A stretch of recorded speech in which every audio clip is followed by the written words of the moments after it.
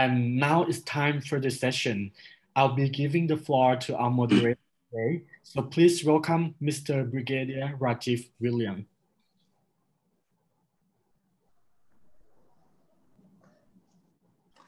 Thank you very much. And I'll request, of course, Dr. Udesh Kohli to kindly introduce us all.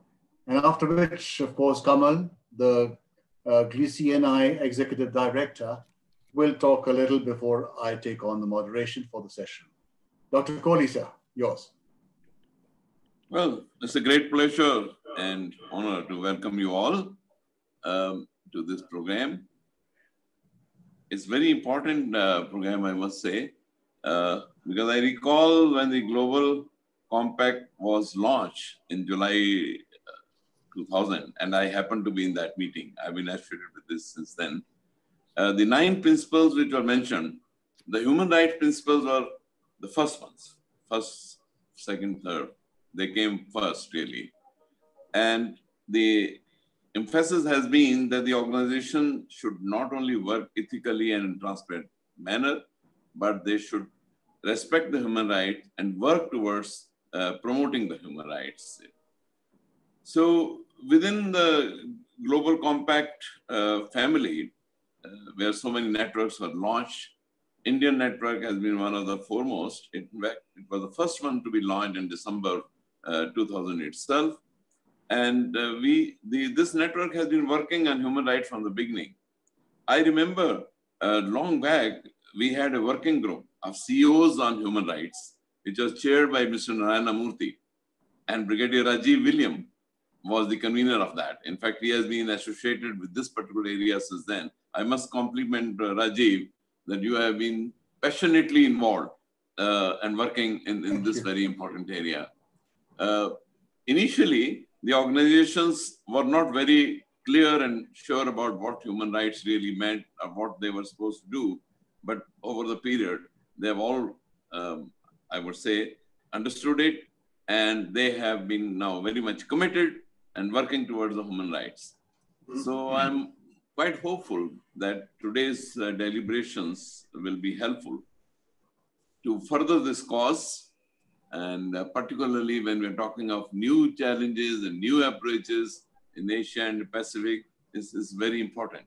And more so in the current situation, a crisis situation which we all are passing through. So once again, thank you all and welcome to the program.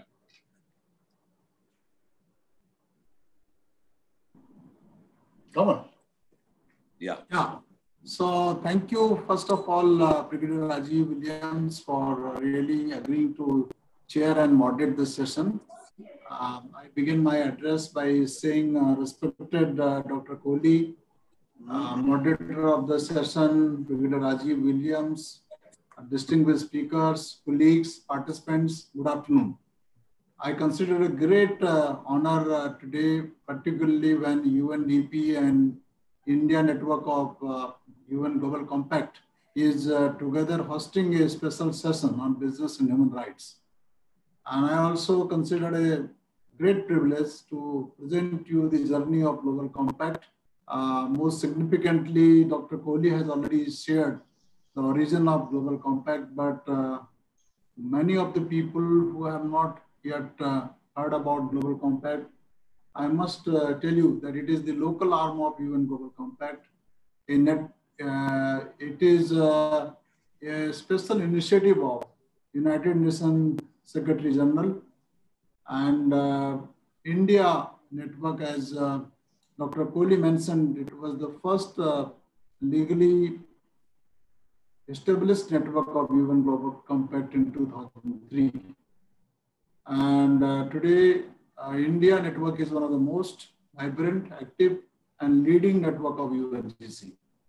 It has been growing exponentially over the years in making sure all our stakeholders are able to contribute towards making the society happier and our planet sustainable. In India, our stakeholders, our corporate sector, both public and private sector business, civil society organization, academia, central and state government, UN agencies, last but not the least, the medium and small enterprises and startup. UNGC works, all of you know, in 4 pillars. These 4 pillars, first one is human rights itself, second is labor, third is environment, and fourth is anti-corruption. And it has got more teeth and special significance when in 2015, world over 193 countries at that point in time precisely came together to sign Paris Climate Accord and also commit to implement 17 Sustainable Development Goals known as SDGs. And it is also known as Agenda 2030. And it aims to focus on leave no one behind.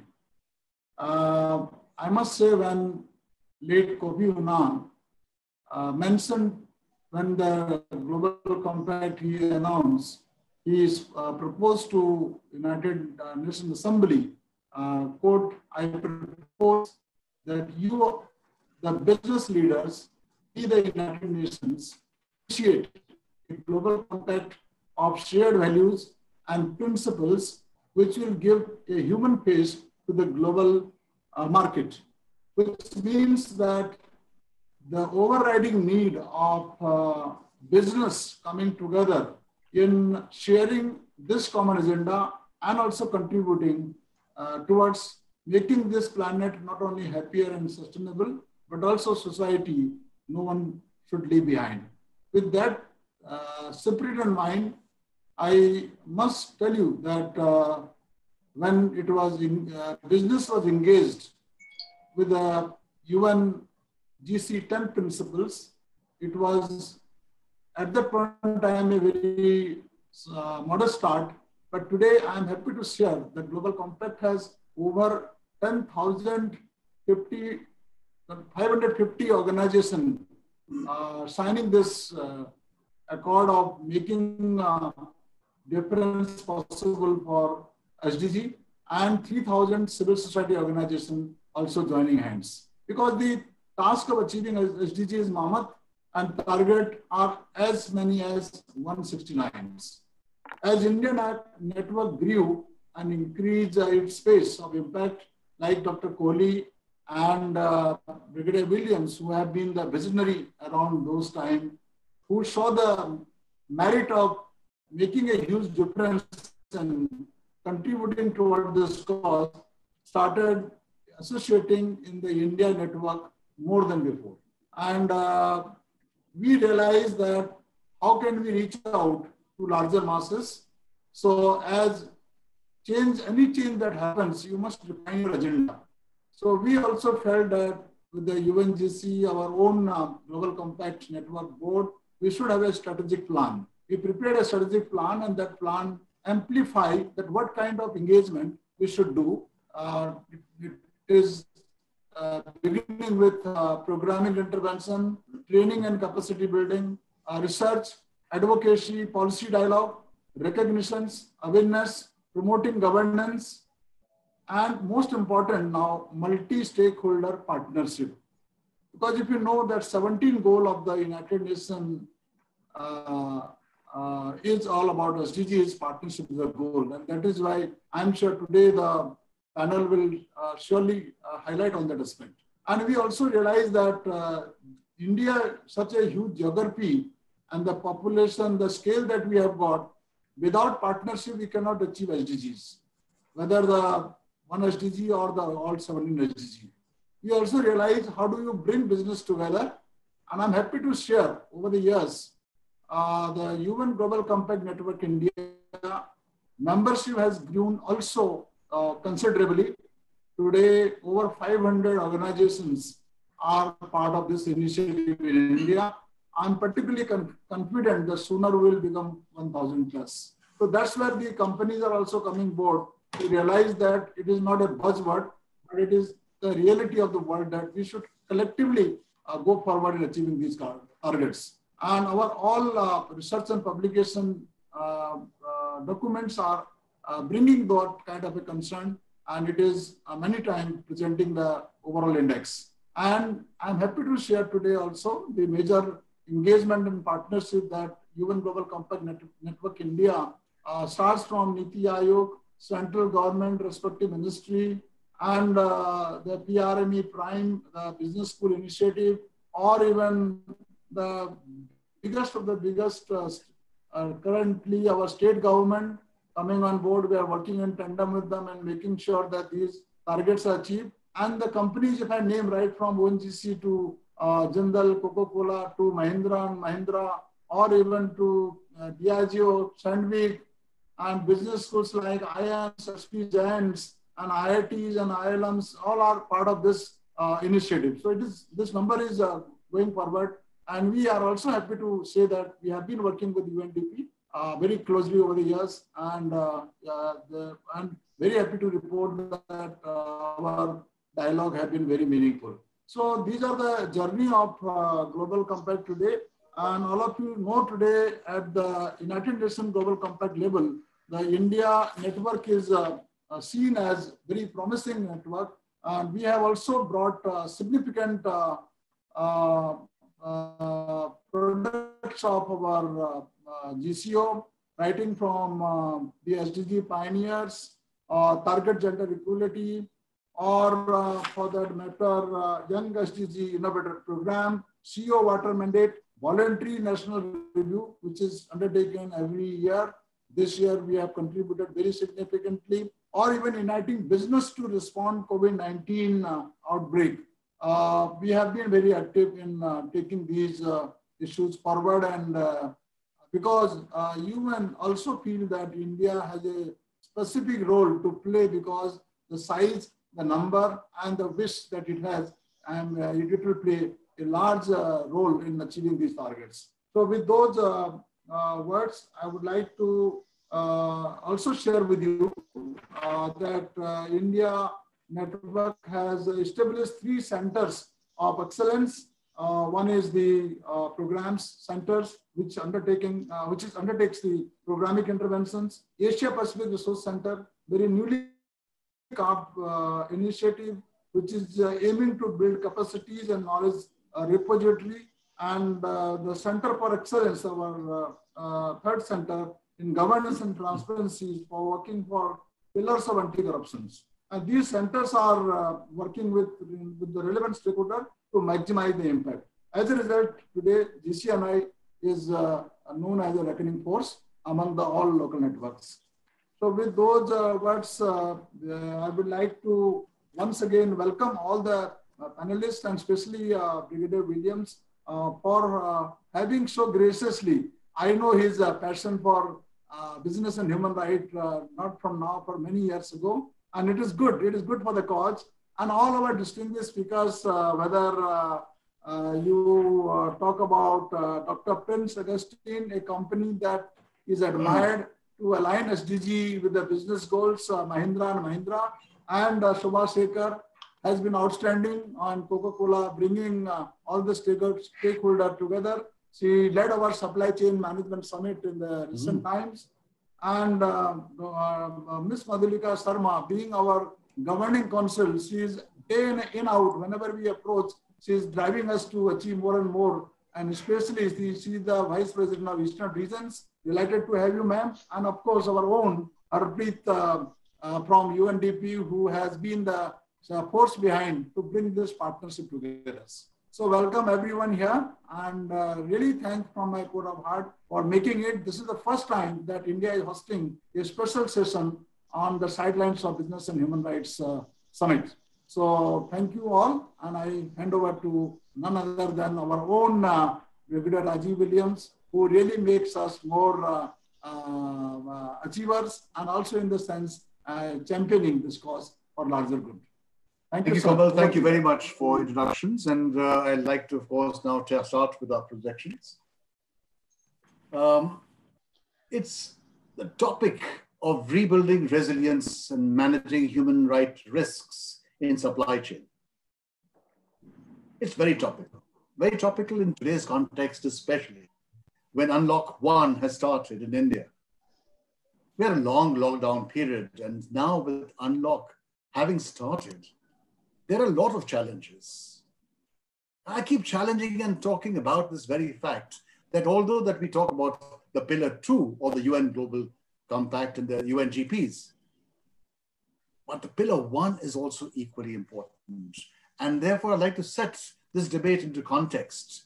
And in the current scenario, the current wave of globalization, that we observe that companies have a big impact on the well-being of people around the world. Human rights play a very important role in understanding the impact of the various guidance that is required to be provided to make sure that we have sustainable markets and sustainable societies. If you recall, the United Nations Special Representative of the Secretary General for Business and Human Rights, Professor John Ruggie, had provided the important impetus to debate with the framework of protect, respect, and remedy. Now, his concept of human rights due diligence is a practical and attainable approach to guiding companies in respecting rights in their businesses. So business approach to human rights, something which we need to discuss and debate because it benchmarks the policies and practices against international expectations. It also builds capacities and peer learning workshops. Like Kamal, you just mentioned, it's very important to take this agenda forward.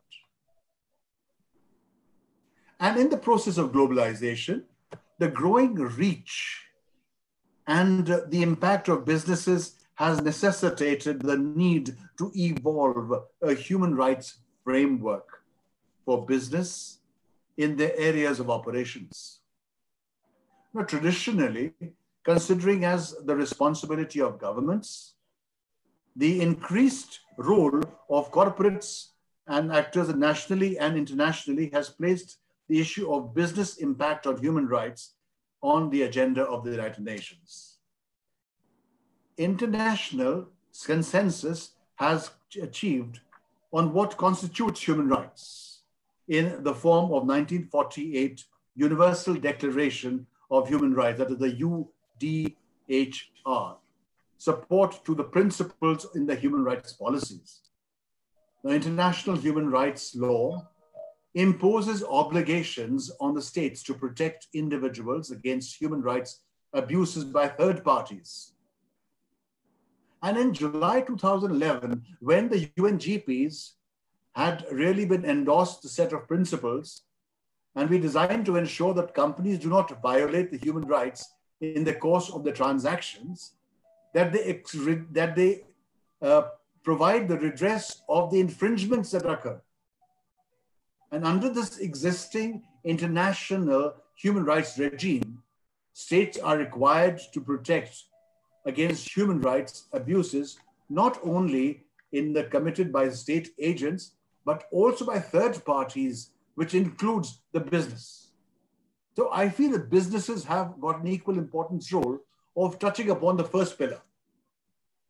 And I really feel so sad what is happening in the US, what's happening in the world over the recent happenings. In India, I mean, this migration and what kind of protection is being provided by the state is the first principle that we need to discuss equally. Because these are the challenges to understand and manage human rights issues across the whole value chain. All around the world, gain transparency and accountability in disclosure of human rights, risks, and impacts.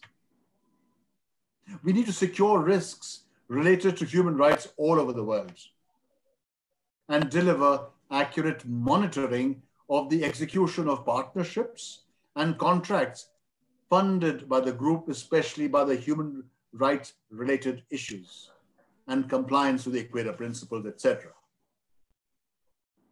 I would like to pause and reflect upon the fact that the state's duty to protect, the first pillar of the UNGP, needs to be reinforced and re-engaged with the businesses, with the corporations. How can we support the protect piece? And we must understand that it is, if the industry can respect human rights, then it really anticipates and mitigates risks, including the risk of reputation and legal risks. It meets stakeholder engagements, expectations, and demonstrates company values and proactively stakeholder engagement. It's also seen that recent COVID-19 has crippled the supply chain and brought production to a complete standstill, questioning the very topic of resilience of our global economy. This has a lot to do with the trade, as trade and production are revived. Supply chains need to be redesigned and restructured on norms which respect human rights. A company's entire supply chain can make significant impact on promoting human rights, fair labor practices, environmental progress, and anti-corruption policies. Ethical brand protection is directly linked to protection of the human rights along the supply chain.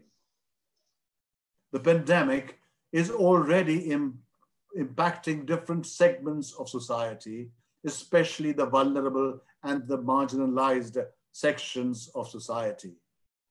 Vulnerable to employment, services, manufacturing, and of course, trading are likely to lose their livelihood. The pandemic has delineated systemic patterns of social injustice and inequality.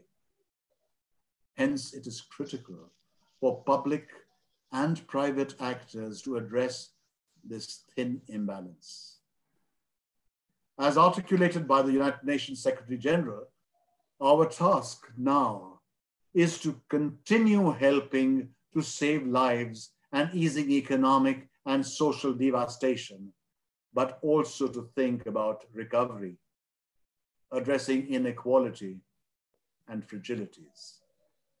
Our blueprint remains the Sustainable Development Goals, and our fuel is the human spirit. With that brief introduction, I hope I put into the context. I'm going to discuss this topic with this vibrant panel that we have. And we will have already discussed the flow. I will give about 2 minutes each to all the speakers to introduce themselves. It'll be much better that they will speak about themselves and what they're doing. And after that, of course, I'm going to pose questions to specific panelists and then request them to give their views and request others to counter or add any other points that they have on a particular question. And finally, before I close, the Q&A, for which I'll request you to please keep on punching the Q&A box with questions, and we'll try and answer as many as possible in the time frame. And the sequence that I'm going to be talking about for the request of panelists to be talking is Madhulika, Shuba, Prince, and Harpreet. So over to you, Madhulika. Please introduce yourselves 2 minutes before, of course, Shuba takes on. Thank you very much. Over to Madhulika. Thanks, Rajiv, for setting the context so lucidly and so well. And about me, well, there was a brief intro already given by Kamal, but I'm Madhulika Sharma. I'm Chief of Corporate Sustainability at Tata Steel. The organization is more than 110 years old. And about my role, of course, there is the first role of, creating awareness on this various facets of sustainability, human rights being one of them. But there are so many facets, especially if you're working in a manufacturing setup. So that is one role. But of course, the more challenging one and the role that I, actually enjoy doing is, being the bridge between the organization and the senior management and the outside world, to see that this organization, which has been there for last 110 years or more, has a sustainable future for next 100 years and more. So this is about, understanding what are the risks, what are the opportunities from a sustainability framework, applying them, syndicating it across the organization, syndicating it with the senior leadership, including the board, and creating those long-term plans, and having created those long-term plans, also do keep an eye on whether we are, progressing on those plans. So that sums up my role as a Chief Corporate Sustainability, and looking forward to an engaging discussion on this very important facet of sustainability. Thanks. Good afternoon, everybody. I'm Shuba. I'm Regional Director for Coca-Cola, responsible for Eurasia and North Africa. So it consists about 50 countries, from the Indian subcontinent, Middle East, Turkey, Caucasus, and North Africa. Our role is primarily to, ensure implementation of Coca-Cola human rights policies, conduct the responsible sourcing program, look at various due diligence areas, conduct pilots, look at partnerships, and try and understand what are the emerging issues. So as you know, this space is rapidly evolving, and so there are always stakeholder expectations and issues, and really ensuring that we are keeping abreast of what's happening. And I just would like to, before handing over to my co-panelist, I'd like to thank UN Global Compact Network for the invitation and for the leadership shown along with UNDP to organize this panel discussion, which is extremely important in this time and going forward. Thank you. My name is Dr. Prince Augustine. I must thank Kamal and UNDP for inviting me for this panel discussion. So I work with Mahindra & Mahindra. It's a $21 billion federation of companies in different lines of business, from automotive, tractor, information technology, holidaying, financial services, and a host of other things. So we say that we are a representation of the ecosystem of the country. So my role is to look after human capital and leadership development at a group level. I'm the Executive Vice President of Human Capital and Leadership Development. As you know, Mahindra & Mahindra is a highly value-based organization, and sustainability is a key leadership competency for the group. So people, planet, and profit are as important to us as it is everyone in the world. Right? So we ensure that all three are given equal opportunities. Without people, there can be no profit, or there can be no planet. Without planet, you can't have people, and without profit, you can't have sustainable business. So our philosophy is that we must ensure that all the three are balanced, and human values and the dignity of the individual is protected across the supply chain. Thank you. Good afternoon, everyone. I'm Harpreet, the Business and Human Rights Specialist at the UNDP Bangkok Regional Hub. In my current capacity, I'm leading a regional project in Asia that aims at promoting the implementation of UN Guiding Principles on Business and Human Rights. Essentially, we are providing support to governments, governments in about 11 countries to help them support development of national action plans in the countries, including India, where we work closely with the Ministry of Corporate Affairs in supporting the development process for national action plan. In addition, we worked very, very closely with the government of Thailand when they were in the process of developing the national action plan and adopted last year. We've also been working through our regional projects in Bangladesh, in Sri Lanka, in Malaysia, in Indonesia, Pakistan, Nepal, among and some of the other countries in Asia. We also work very closely with the businesses, particularly in the context of helping them develop the remediation frameworks in response to the human rights due diligence processes undertaken by the businesses. And I'm very glad to see Shuba on the panel, where we're working with Coca-Cola, we've kind of partnered with them for a project looking at the sugar supply chains in India. Last but not the least, because we work on the implementation of the UN Guiding Principles, of course, we work very closely in supporting the human rights defenders and the civil society organizations, particularly in the context of access to remedy. And that's where we also bring in and work closely with the NHRIs and various other institutions and organizations to ensure the partnership architecture to promote the agenda, to promote the business and human rights agenda in the region stays on and live and active. And this UN forum, this virtual UN forum for business and human rights in Asia, this is also one of the initiatives that we do every year. As part of the project, we organize 2 regional forums. One is South Asia Forum on Business and Human Rights, and another on the Asia Pacific Responsible Business and Human Rights Forum, which is currently what we're organizing. And again, very, very happy to be in partnership with UN Global Compact. We know that our India country office has been working very, very closely with them. And of course, there's been a lot of support and coordination with the regional project. So really happy to have, to see that, strengthening this partnership. Thank you, Kamal, and the team. Thank you, Harpreet. Harpreet, actually, you've already introduced yourself. And I was just wondering whether you can take on this question itself. If you are clear, can you hear me clearly? I can hear you clearly, Rajiv. Yes. Okay. So in today's context with the recent reverse migration, there are going to be major challenges around the availability of labor. Hence, traditional archaic governance mechanisms are incapable of handling these complex situations. So what, in your views, are the new ways of addressing the labor issues for business and business to sustain and grow? Harpreet, yours. Sure. Thanks, Rajiv. All of us know, you, Rajiv, you mentioned in your opening remarks how the country is currently suffering a reverse migration trend where several thousands of workers are facing a long-term loss of livelihoods. Many of them have undertaken, long journeys back to their villages and towns, and they've seen all the kind of reporting that there's in, that's there in the media. I think the enormity and the suddenness, along with the misery of the people trying to leave these urban centers for bare survival, has opened up and laid out various issues. They're deprived of shelter, food, and wages. But even before Rajiv, responding to your question on before we think of the new ways of addressing the labor issues for businesses to sustain and grow, let's just take a step back and talk about the vulnerabilities migrant workers were dealing with even before the pandemic struck.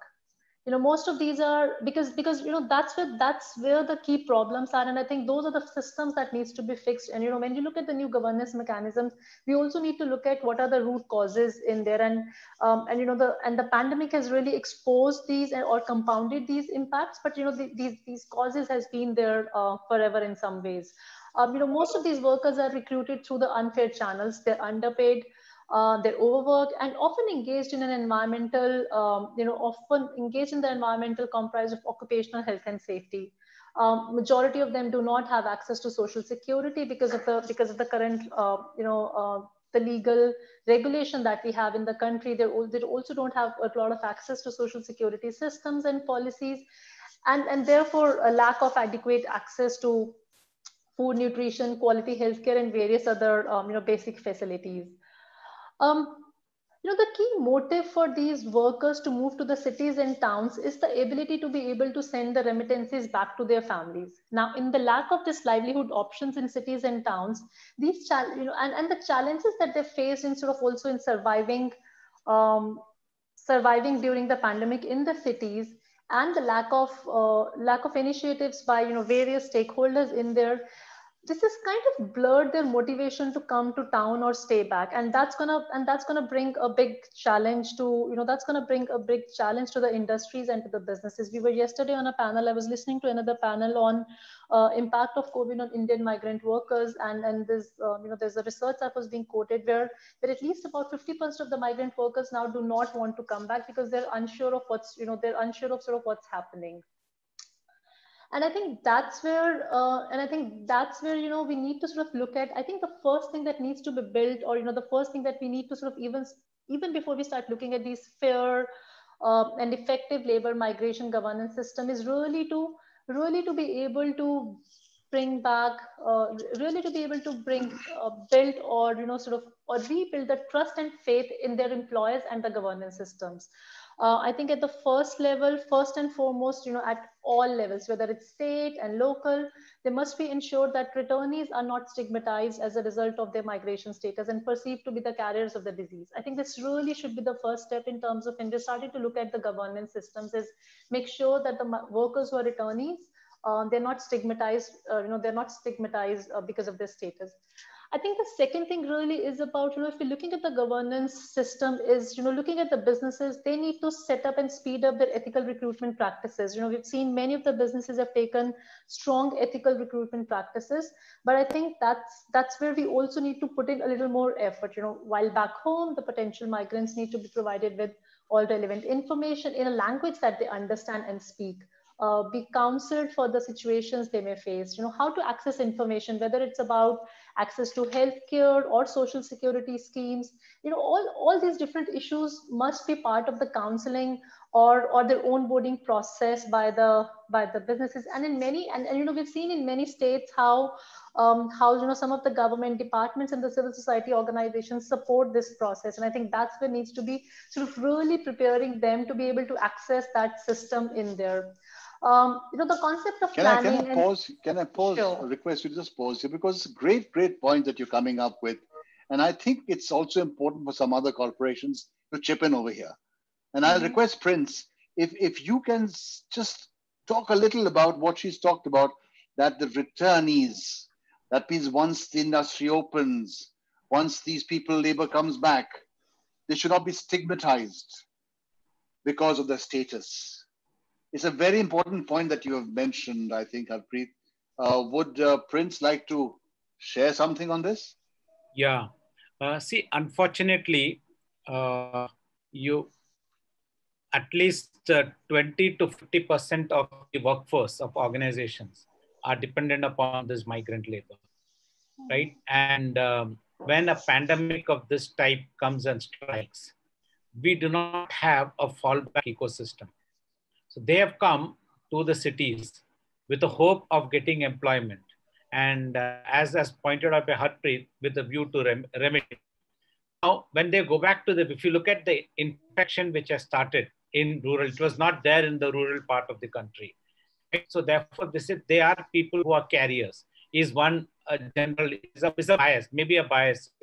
So that part needs to be sorted out. Second is, the living conditions of these people are so pathetic. The government has come out with something called as affordable housing, etc. So how will they be accommodated in cities and in other feeder areas so that these basic pandemic things do not spread, right? And if it spreads, it actually can cause an infection to society. Third, as jobs have come down, see, if you look at it today, demand has come down in a very big way.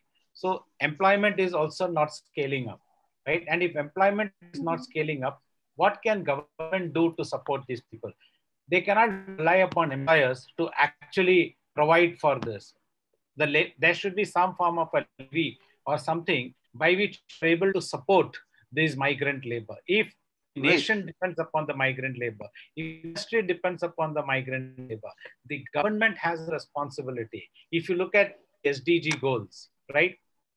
The no poverty or zero hunger, or in terms of decent work and economic growth, good health and well-being, right? Now, are these really provided to this section of the society? Right? So I think, Prince, you're absolutely right. Not only the SDGs piece, which I said is the bottom line of our endeavor, but also the UN guiding principles. So the UN guiding principles of human rights clearly articulate the second pillar of corporations' responsibility to respect human rights. And in the challenging scenario post-COVID, so there is an act we have got, what is called as Migrant Laborers Act, right? Yes. But the act is not implemented in its true sense. The government itself does not know who is a migrant labor. You have got middlemen who have come, who actually act as traders to this set of people. So what are we doing about this migrant labor? Have we got them registered? Are they getting the benefits which is required to be provided for? So there is a complete ecosystem building which is required. So before Harpreet, I ask you to stake on that, I will request Madhulika that, touching upon the SDGs and the UN guiding principle that we talked about, which clearly articulate the second pillar of respect, how do actually corporates carry out with this challenging scenario of post-COVID? How would you build this element in your corporate strategic management? So Madhulika, could you share some thoughts before I go back of course, to Harpreet? So so traditionally, I think role of responsible corporates I think they have always had this dual role of ensuring business continuity and also protecting the human rights of workers, and not only directly working into their fence, but also within the supply chain, customers, and also community. However, with this, I think with the new paradigm, I think it's the testing time for organizations to really stress test their commitments to human rights and to also ensure business continuity. And with the lockdown one, as you said, and with all the uncertainties of this lockdown, I think it requires a totally reinvention of the whole strategy of, how do you actually ensure and create a balance between both your economic, viability of the business as well as protecting the human rights, especially the health and safety aspect of the human rights in this testing time. But I think it's also an opportunity for organizations to, review their and fast track some of the things that they had wished it was in the wish list for many years. They can actually invest in it, become more digital, become more data driven, and to have less, man-machine and man-to-man interventions, to look at their cost structures, bring in agility in their, way of working, bring in a lot of automation. And I think there is a business case for actually driving a deeper transformation along with the plans to open. I'll just give an example from Tata Steel. We have been, it was more as a health and safety perspective that being a large organization, I'll just set that Jamshedpur, it's a 10 million ton steel plant, and there are not many steel plants globally which are at one single site have a 10 million ton steel plant. So we have on an average about 50,000 people coming in the steel works every day, of which about 20,000 would be people who are on contracts. And, there are inherent hazards in steel making. However, we were trying to create, we were driving a connected workforce kind of a thing, where we would know exactly who is there at what point of time and what levels of stress in terms of, temperature, in terms of anything which is there, because some people could be working at height, and, so that was, it was a project which was being driven for, I'll say, at least last 2 years.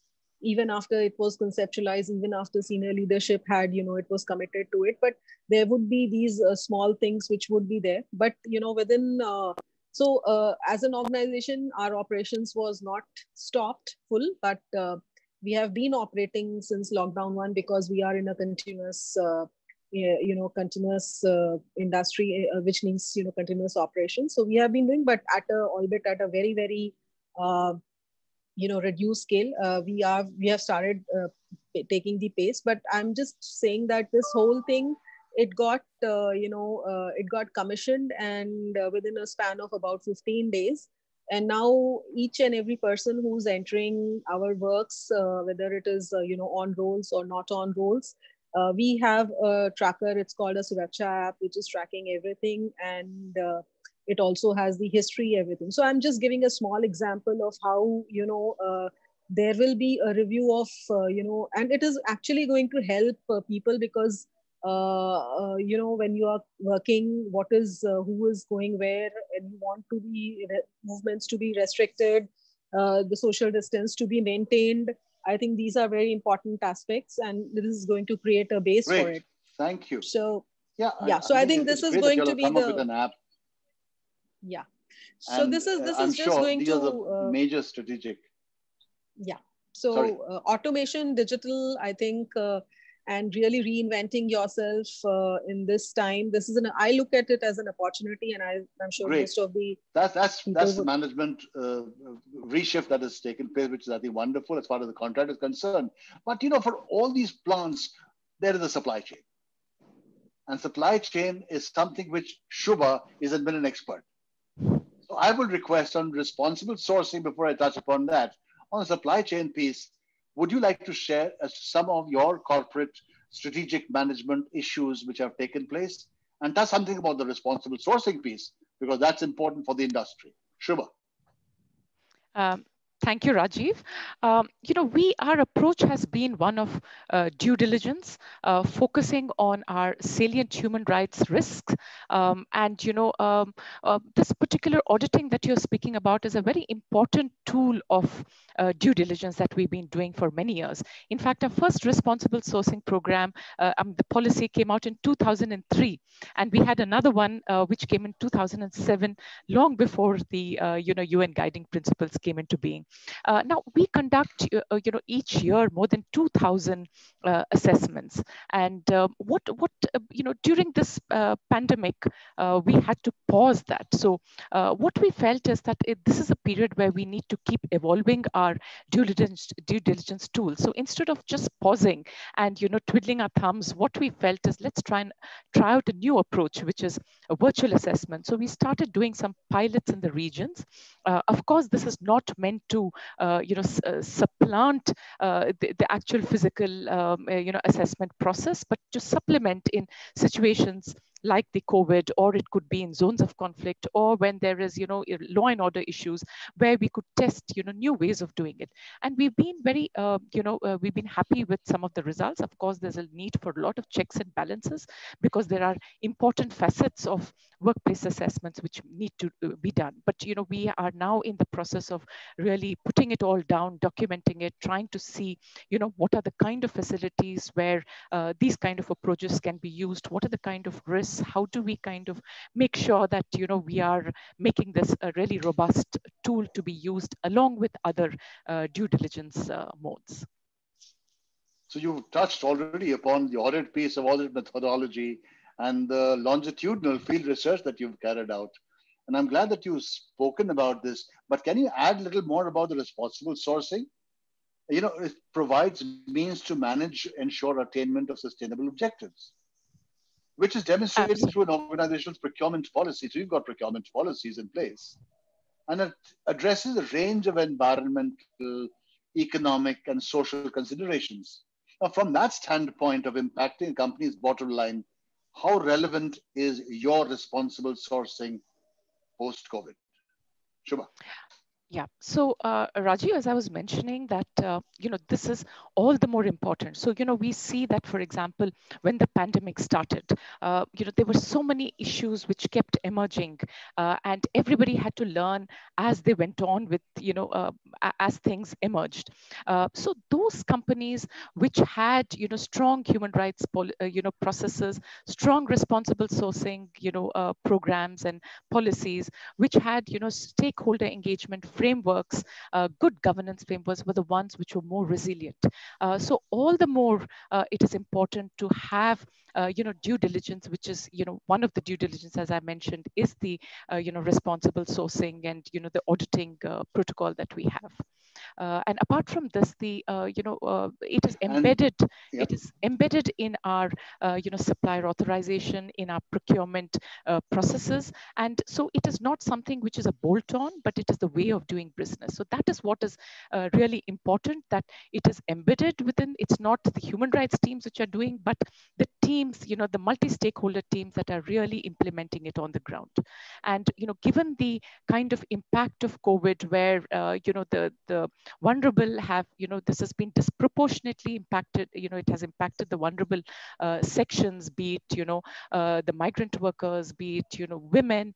It is all the more important that we have methodologies to test this on the ground. And in the situation where there is going to be post COVID revival of the economy, they are likely to be a lot more of the vulnerabilities would be heightened. And so it's even more important that we have these kind of tools of due diligence which are there and which we are adapting to the post COVID world. Rajiv, if I may come in here. I just wanted to respond. Please, I was coming to you. I was coming to you directly, and you actually preempted me. So please go ahead and not only comment on this piece, but carry on with your earlier equation that you were talking about. Please. I just wanted to, thank you, Prince, for bringing up this whole issue about the lack of data and registration of the migrant workers. Because, when I was thinking about the fair governance system that needs to be there, I think one of the crucial elements is that the states of origin and the states of destination provides means for social and economic integration. as well as coordinate so that the workers do not feel abandoned, what happened in the recent crisis. And you cannot have these systems in place unless you know how many numbers are there, how many men are there, how many women are there, how many children are there, workers, whether they're moving with their families or whether they're leaving their families behind. So I think that's where, this lack of data that needs to be really, really populated. I think that's really important, because otherwise there's not gonna be possible to have a coordination between the states of origin and the states of destination. I think the other thing that the other issue that you raised about their is about their living conditions, and that's where this whole point about, I mean, one is the social rental housing schemes where you have a rent below the market rates, but I think also look at the communities, or look at the houses that they live in. I mean, they have like 6 people in such a small room. Where do you maintain, and how do you maintain social distancing there? And I think that's where the governments and the systems needs to really come up and increase and ensure that the social security is and must provided to the migrant workers. Shubha, on your point, what you're saying about in terms of the work that you're doing in human rights due diligence and bringing in there, but I think that's only just one Coca-Cola or just one company or just 2 companies, and I think that's going to make a very, very little difference on the ground. And I think that's where I think a key change that needs to happen is, all of these initiatives, also needs to move from a competitive, the businesses need to move from a competitive to a really collaborative approach, where these measures are taken at industry, where these measures are implemented at an industry-wide, at a sector-wise level. Otherwise, we're going to see very, very little impact. If one quarter change the recruitment practices, but other 5 do not change, how is that going to change the situation on ground entirely? I think lastly, we see that the laws are weakening. So just making sure that our policies and legal frameworks draw from a robust sets of the global international standards and practical guidance that's available. So yeah. Thank you, Rajiv.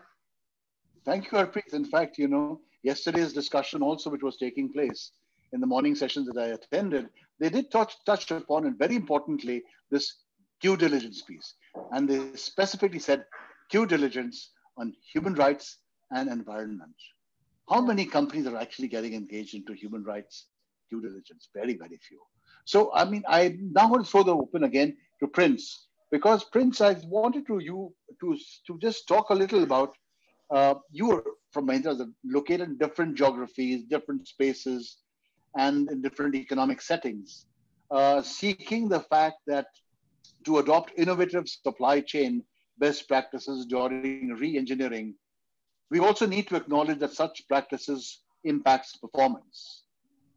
So how would you evaluate the supply chain uncertainty circle model in the post-COVID scenario when you're located in different geographies? Yes, Prince, please.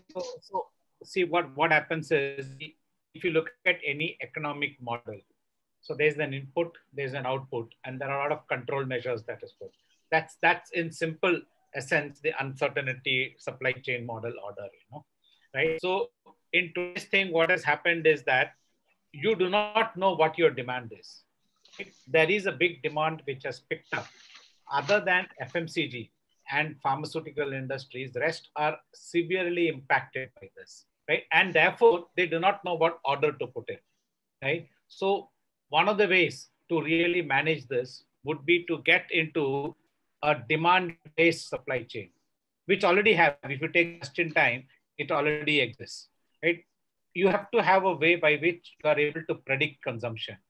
Today, if you look at it, highly involved products, there is uncertainty in the minds of people, and therefore they are deferring their spend. But basic necessities, there's spend which is happening. So all this thing adds cost. So if you look at lean, you have to be lean in all sense. This pandemic really taught us that we were exploiting the universe, right? And probably this is God's message that human beings have gone beyond their limit, right? And therefore it's a warning that you please sit at home and ensure that the environment is protected to a large extent, right? So that is one. Therefore, when you manage your supply chain, ensure that end-to-end supply chain, there is a line of sight. So how would a person sitting in sourcing, how would a person sitting in manufacturing, how would a person sitting in demand forecasting have an idea of what is happening in the marketplace. So this is where you can use technology in a very big way and predict, right? And just manufacture what you require to manufacture. You don't build up inventories, don't build up finished goods inventory or work in progress. That means there's a lot of cash that would be saved in the system. And this is where technology plays a very, very crucial role. And you've got to really see how your supply chain operates. Like, you've got something known as multiple Kanbans, right? Now, multiple Kanbans means like if you've got a supplier in Delhi and you've got a factory in Bombay, and you know that your reorder level is 2 days, and you know the transportation takes probably 8 days. So you will have inventory on wheels, which will come to you. Now, when this whole pandemic came in, you could not have had inventory on wheels, right? Now, next, look at it, the thing that when you are a transnational corporation, right, you will have engine in one place, gearbox in another place, and some other part made in 3. Now, 3 countries are really operating to bring one finished goods to a 4th country. Now, when you have got lockdown in every nation, your entire thing really comes to a standstill. This is where our Prime Minister actually came out with this thing. How can India be self-sustaining? So the whole China sourcing, which was more from a cost management point of view, when the whole thing came, it has really hit us very, very badly. So you've got to look. There is something known as local sourcing, which means when you set up an establishment, you'll have suppliers all around you, and you are therefore self-sustaining. So you must have some model by which you are able to predict demand, manufacture to the extent what is required, and ensure that you integrate technology in the right way. Like I'm able to recollect one story of UPS. So UPS is the logistics business.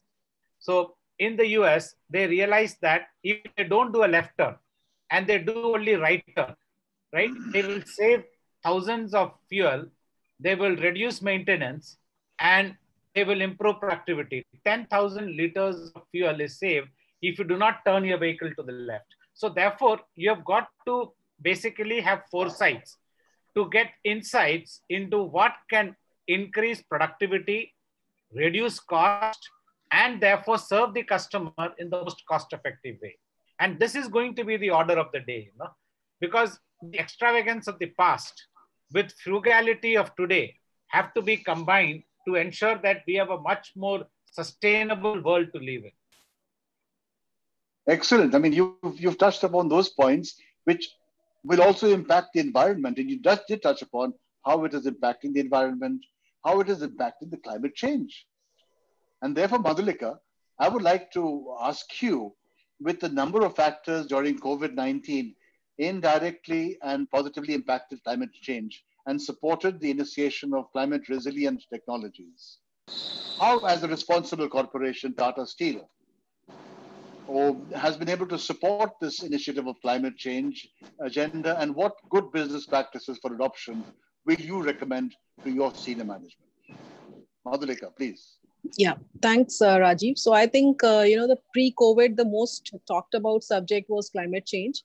And while COVID has thrown back the subject from the discussion table of corporates, policymakers, and influencers, it has created one positive impact, if I see. It has shown the world that there is a direct correlation between the impact which the human lifestyle has on the ecosystem.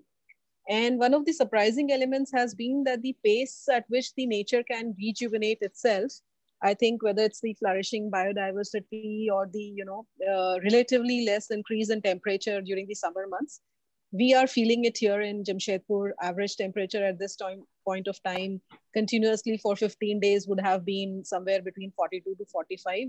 We have not gone beyond 40 degrees Celsius this time.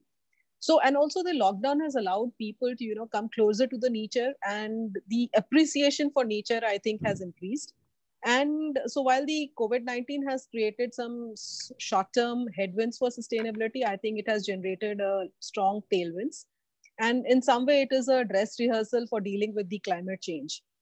So I think some of the key things, and I think already there are talks, and this is not for Tata Steel, but I think it is applicable for all corporates, is to actually differentiate between what is an essential operation and what is a non-essential operation. Travel, I think, is one single line item which is going to be really, really questioned, and it is going to, create less pollution, less environment impacts, etc. And telework, virtual meetings, they are showing that companies that how the travel can be reduced.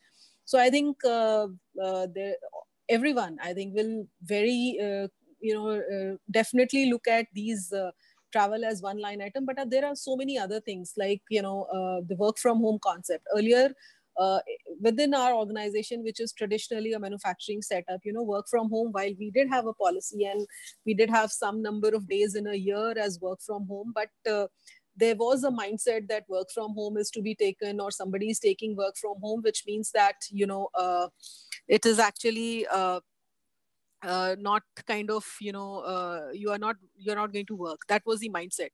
Now all that has changed, I think, and work from home, there's a wider acceptance for this, and I think this is going to really shift the way we are looking at how we are going to recruit, how we are going to look at even the how are the teams managed and how they can work together. So all of this, I think it's as I said, it has really created a business case for sustainability in a longer term, and looking at things. And this is certainly going to come back, because as I said, people now have more appreciation for nature because they are spending more time with nature, and this is certainly going to come. Somebody even asked me that will there be a regulation where companies will be asked to not a lockdown, but actually severely cut down for some 15 days in every quarter. So some things like that, something will come as a regulation, but I think a lot of it is going to change in long term on how we define work, and that is going to be a key in terms of driving this whole subject of climate change. It will of course put a lot of industries at risk. Thank you. And they really need to reinvent themselves. Thanks Rajiv. Madhurika, great. I mean, you come out with these issues, which actually not post-COVID, but during the COVID piece right now with the lockdowns. Like, I mean, Harpreet is stuck over here in India. He should logically have been back in Bangkok. I would say happily stranded. Happily stranded. So, I mean, Harpreet, can you also just talk a little bit about this issue of climate change and, this impact which is really taking place? What sense do you see from the various corporations pitching into this piece and getting the corporates to understand that work from home is also important, is contributing towards a cleaner environment and an improvement of and sort of supporting this initiative of climate change? Harpreet.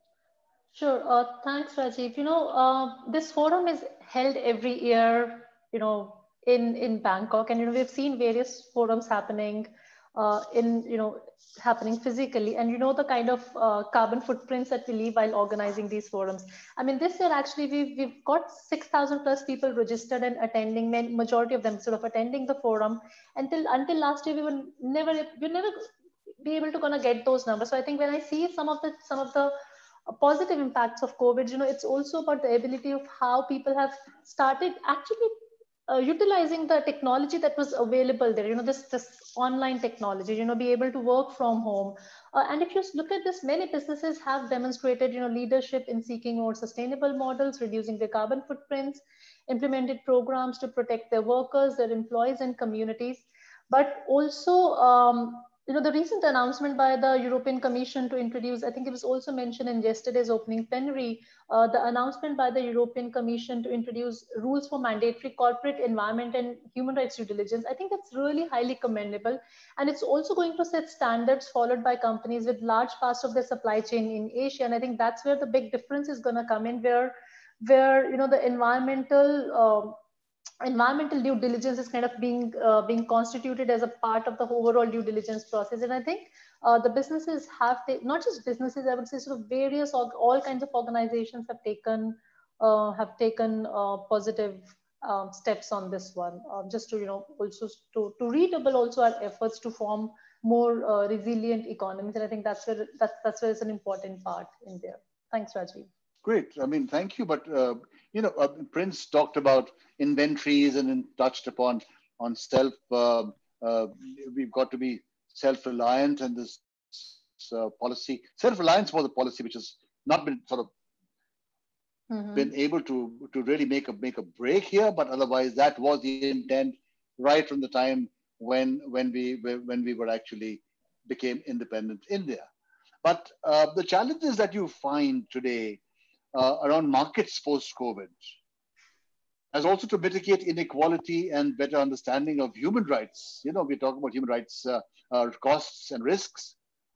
How is your corporation going to reimagine and recalibrate the trade? And what new approaches would you suggest to get investment back on track? Prince. See, first, if you have got to have investment, you have got to have demand, right? So therefore, we will have to work with the government to ensure that stimulants for a vibrant economy is put in place. Second, you need to give confidence to the people that the economy is vibrant, growth is coming, jobs would be there, and therefore spend beyond essential is not something that you should be scared of, right? And fourth, you need to give confidence. See, all of us are very comfortably placed at our homes, and therefore we can work from home. Has proved to be a boon for many of us.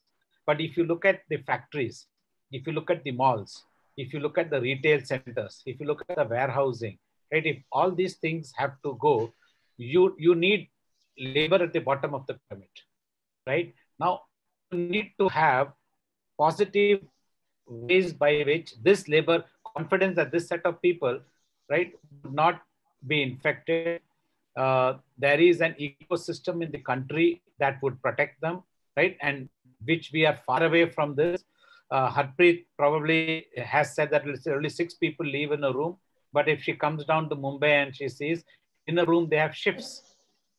In one Absolutely. shift they have got 8 people sleeping. Next shift they have got another 8 people sleeping, right? And many of them don't sleep. They sleep at their workplace. We take the security which operates across this thing, right? So, and third is, see, India has got a great opportunity because India is known as a transparent country. India is known as a place where respect for people, respect for law, and respect for citizenship is accepted in a very big way. So we could have, there are a lot of potential investment which would therefore come with the huge lands that we have, with highly skilled workforce that we have got, with a highly positive demographic that we have. We will have to work together, because if I was looking at the SDG goals, if we are able to implement SDG in its true spirit across the country, across the value chain, right? India will become a destination point for employment, for production, and a global center of commerce. Great, thank you. Thank you very much. I think, you know, all of us have been able to debate this point, or this discussion, this discourse has been extremely interesting. And I know that there are a lot of questions that have come up in the Q&A, and I would, of course, be taking on the questions since we only have another 5 minutes and there are 4 of us who've got to touch upon certain issues. I will give a minute each to all our panelists to just give out the key point that you feel was important for today's discourse that we've had so far.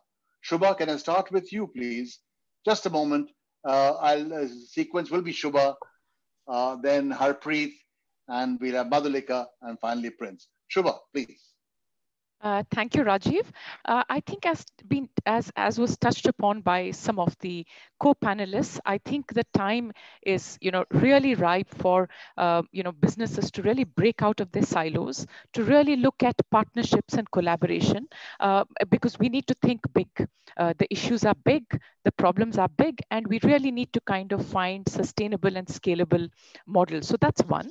The second thing is, I think, as also was mentioned in one of the sessions yesterday by Anita, that, the train about the, human rights train picking up, I think, that I love the statement. And as a human rights practitioner in a company that hugely values human rights, I couldn't be happier. I think it's extremely important. It has come center stage. Earlier, it was just, the people who were practicing and people who are interested who were talking about human rights. But now this pandemic has brought in a triple jeopardy. So, it has kind of brought to the fore the social and the human rights issues, into everybody's, so to speak, the drawing room.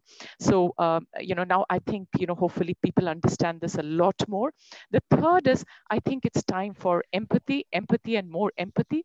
So empathy with all stakeholders, empathy in our dealings, constructive dealings, positive kind of, way we work, whether within our organizations or, across our organizations or across stakeholders. So that's the third thing. And the other one is, as I briefly touched upon, that as it is a triple jeopardy, the solutions also need to address each of these three areas, which is health and safety, the social part, the environmental part, for it to be truly sustainable. So here is a case for, a kind of a SDG come UNGP approach, which is all the more important in the post-COVID world. And the last but not the least, it's extremely important for businesses to embed human rights requirements and also do the salient human rights risks. So as I was pointing out in one of my previous sessions, if you've done your salient human rights risk exercise, which is a very, very detailed consultation with stakeholders, it is not as though when the COVID comes and the post-COVID recovery comes, there will be an entirely new set of risks. So if your business is the same, your supply chain is the same, your business model is the same, the human rights risks continue to operate. So if you've been working, to address your salient human rights risks, then that will stand you in very good stead. While the salient human rights risks broadly remain the same, the due diligence approaches need to evolve and need to keep pace, be it use of technology, be it, use other kind of, evolving, methodologies need to be used. So thank you, Rajiv. Thank you so much for the opportunity to share. Harpreet. Sure. Shubha, you've basically said everything that, perhaps I wanted to say. So I don't know how much more to add. But I think, Rajiv, just, one of the key things is, which is very, very evident, that the businesses have a huge role to play in constructing societies, in strengthening societies, particularly in the times of disruption. The governments alone, the people alone cannot do this, and the businesses kind of serve as sort of, the connecting link between these different stakeholders. So I think that's one.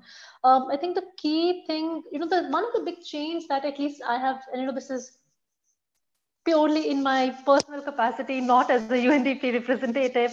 But when I started working on business and human rights, a decade ago, and I would say and talk to companies and say human rights, and I'd like, that's the wrong word to say in a company. Use sustainability, use all the softer terms. But I think one thing that has changed is, how companies are talking about a rights-based language so much more comfortably than they've had, in the past decade. That I've, at least, in my personal experience, it's been, the acceptance of rights and the rights-based language and the rights-based solutions. I think that's which is very, very relevant in the in the times now.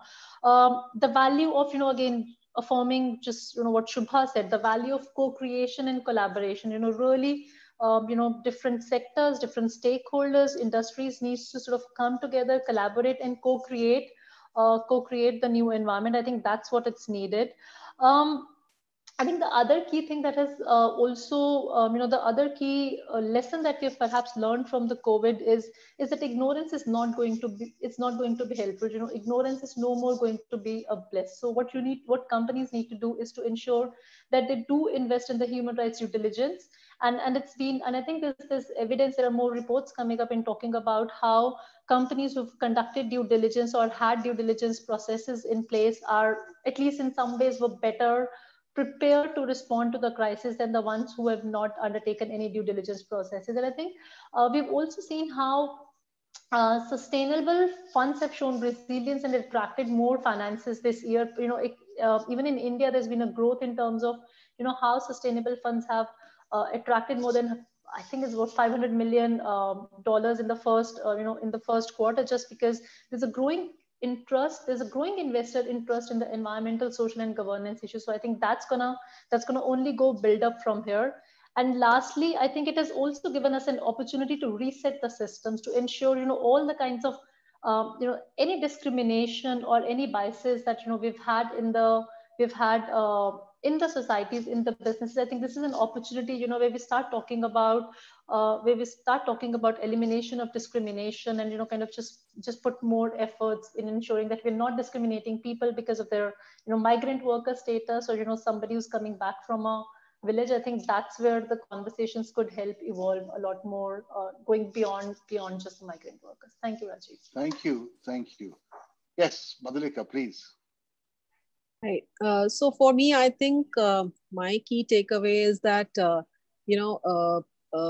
there is going to be a deep transformation which any sector is going to have, and they are going to reinvent themselves, and human rights will be a very, very important consideration going forward. And I think when we are, looking at these transformations in the business models, etc., we need to apply the lens of vulnerability to prioritize the action and involve all the relevant stakeholders in the critical decision-making process, and be very, very transparent in our communication of whatever actions that we are thinking. I think transparency and, honesty in whatever transformation and how it is going to impact in a big way is the key message, I think.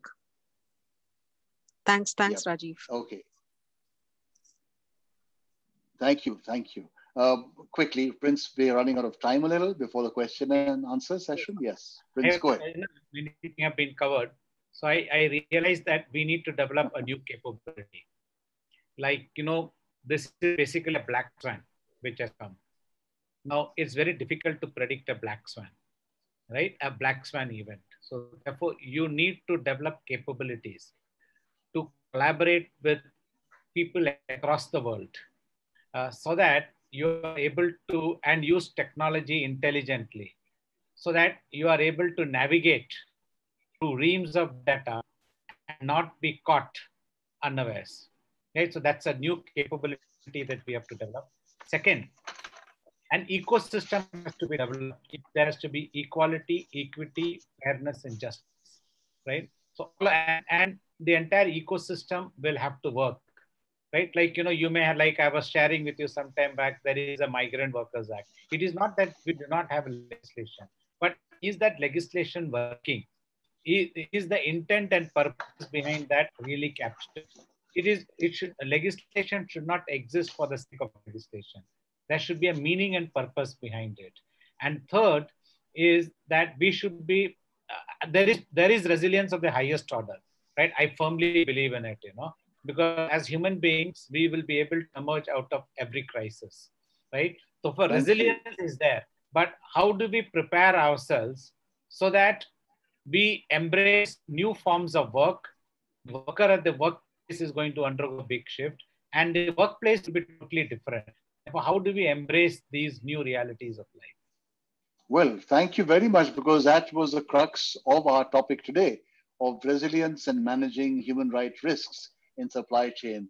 So I think, all of us together have been able to contribute towards this very important topic. And I think some brilliant ideas on migration and problems of labor. Prior to the pandemic, what were the policies like, the legal regulations which need to be coming up in due course of time? And what is the motivation for the return of the migrants, or reverse migration? Well, whether they will have the capacity and the capabilities, and many other things that have been discussed. So I think what we need to do now is to take on the Q&A very quickly, because we only have another 7-8 minutes to go. And there are a large number of questions. I will select a few questions, if it's all right. And to start with itself, one question has come from Mr. McLeod, Emmanuel McLeod, who says, thank you very much for highlighting the pillar 1. He's referring to me. Do you ever see a future in India where businesses invest in state architecture and capacities for better protection and access to remedy, where exploitation borders or the criminally SDG 16 stronger institutions and justice systems does not seem to attract business attention? Well, to be honest with you, Mr. McLeod, I think, we have been able to start work on Pillar 1. We have been doing a bit of it. But if we analyze even today, the PM Cares Fund, for example, there are large corporations which are investing, which are giving to the PM Cares Fund, which is basically the responsibility of the state. But there is a support system which has been opened up from the corporations, one. Two is the industry associations are very actively engaged in supporting the systems with the government. So strengthening the Pillar 1 is what you really talked about. And I think much more is required to be done. That's why in my initial conversation and setting the context, I find that we keep talking, but there is so much of disrespect to communities, to the community, to the people. We have to make an attempt to support Pillar 1 also, besides restricting ourselves to Pillar 2 only. Another question which has come from Michael, new Michael, for Coca-Cola Company. Shuba, how is Coca-Cola doing human rights due diligence in the whole supply chain? Would like to respond to that? Thank you. Yeah, absolutely. Thank you for the question and for the interest. I think I touched upon that very briefly, that, we had, embarked on a very deep stakeholder engagement to identify our salient human rights risks. So a set of 12 risks were identified. So this was, internal stakeholders, external stakeholders, and, all the details are provided in our first human rights report. Now we prioritized our work focusing on these salient human rights risks. So for example, there is health and safety, there is child labor, there is forced labor, and there are a couple of others. So, we started doing, for example, we identified our sugar supply chain as an area which requires us to really kind of go deeper into and, kind of understand what are the risks. So we, starting from 2014, we have completed more than 20 country sugar studies in our top sugar sourcing countries. And India was one of the last that we recently completed in 2019. And we are kind of really focusing on the remediation there. The idea being, and of course, when we did the studies, we had, we focused on 3 big areas, which is child labor, forced labor, and land rights. And, we are looking at, as a business, taking a lead, role there and trying to get a multi-stakeholder platform. Similarly, in the case of Middle East, we kind of, are auditing in 2007, which is before the first, slavery legislation came, which was the California Transparency Act. We started, our assessments, workplace assessments in our, supply chain facilities in the Middle East came across red flags.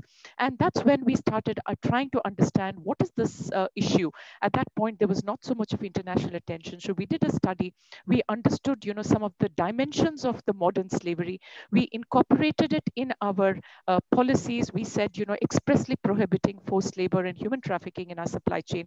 We started auditing our workplace. And then, we also kind of members of the leadership group on responsible recruitment. We have publicly made an announcement that we stand by 3 principles of ethical recruitment, which is no passport retention, no worker does not pay for their recruitment fees, and thirdly, that there should not be any contract substitution. And so we are using technology. I think there was another question that I saw where we were piloting using blockchain to look into some aspects of this modern slavery. So we kind of do a whole range. We have a whole range of tools, and this is only one part. Apart from that, as I briefly mentioned in the panel, that our workplace assessments are another very important tool that we do in our 200 countries. Thank you, so Shuba. there's a lot more examples. Great. Thank you. Great. But I like one question. Of course, a number of questions come for almost everybody. But I'm just selecting, and I'd request Prince, you please take on this question. Is countries like Malaysia, this is from a lady probably from Pakistan, Uma Laila Azhar, who writes that countries like Malaysia have included COVID-19 as one of the occupational health and safety hazards and have amended the OSH law accordingly. We in Pakistan are also advocating for this under labor larger agenda. What is a recommendation comes from higher level of the United Nations platform making it binding to all countries. Actually, I mean, I could give it to Harpreet and give Prince another one. So either of the two, I think, Harpreet, you take this on. Yep. Sure. Thank you, Rajiv. Ideally, I would have liked, all of the conversations that are going on between, the process of the binding treaty, and though we're still debating the binding treaty, and it's still not in place. Sometimes, we've also seen that sometimes the binding is, as much as binding instruments are important, sometimes the voluntary principles work equally well. So I think saying, whether a binding treaty will work better or whether voluntary principles will work better, I think that's going to be a debate that, we still need to sort of address. I think it's a very, very good initiative. This is something that can be recommended, that can be recommended by, by higher level platforms. But to make it binding is going to take another decade. Do we want to wait for a decade to make it binding? When you say occupational health and hazard, it means it arises because of the occupation. COVID does not arise because of occupation. It's a general virus that spreads across, right? So classifying it as an occupational health and hazard is not a right thing, right? You should actually look at reforms in the medical policy to actually enhance COVID covers, right? Have COVID insurance, right? This is a workplace retrogrades movement. I will not, no employer will accept this. And then, what you will tell every disease. Tomorrow you will tell measles is a workplace. SARS is a workplace. Then there is nothing. Then no employer will be able to run his or her establishment. Yeah. But I think it'll also be, you can look at it in the health and safety policies where you say, where you bring in the new rules of the, the new normal. For example, the new normal has become that, even in your supply chains on your manufacturing lines, you're going to keep people at a certain distance apart. So you cannot run the you have to have social distancing, but if you go work in a manufacturing line, it has to be balanced very well. Therefore, social distancing is not going to come and stay, right? So there is going to be a vaccine, there is going to be a medicine that would come for it. It's a temporary measure, irrespective of the type of infection. Right. I think it's right. The employers need to adjust. Let me just complete. Yes, I mean what we must both of you are saying has got merits of the time frame. Some countries obviously have forgotten social distancing. For Australia, for example, I mean, because they've been able to control it, social distancing in some parts of Australia is forgotten. Now it's gone. Yeah. Okay. So one more question I'd like now, of course, I'll take it to Madhulika. If can you hear me clearly? Because I find there's some problem in my net, I think. But Madhulika, yeah, I can hear you clearly. Yeah. One question which Ashok Shrimali has put up. Can you please provide any testimony where migrant workers benefited from the government actions? Would you like to take that on? Or anybody else? Didn't get the question. Ashok Shrimali says, can you please provide any testimony where migrant workers benefited by government actions? See, the whole thing, like the government set up the trains for them to go. These people had no means of transportation. And the government ensured that they went there. A law was passed under NDA that during the period of lockdown, they will be paid their full wages. So, and most of the employers across the country have paid wages right up to 18th of May. Right? So that is one thing which is there. And another thing which we have not realized, I don't know how it will really work. The Prime Minister had come out with a 5 lakh insurance. It was below a particular income level. All these migrant workers actually can take benefit of that. Right? And I don't know how many of them have really taken benefit. It's a well-designed system, but purely planned and executed. Thank you. One question, Madhulika, I'll pose to you because I want you also to respond one. And though it may have been addressed to somebody else, how can companies be held accountable regarding the second pillar in majority of the migrant workers have no contractual agreements, even with the middlemen of labor contractors? What would be nice if you could elaborate? So just in 1 minute, if you can give a response, because we've ended our time. Yeah. So, I think The second pillar is the most important, where most of the migrants or most of the labor is engaged by the corporates.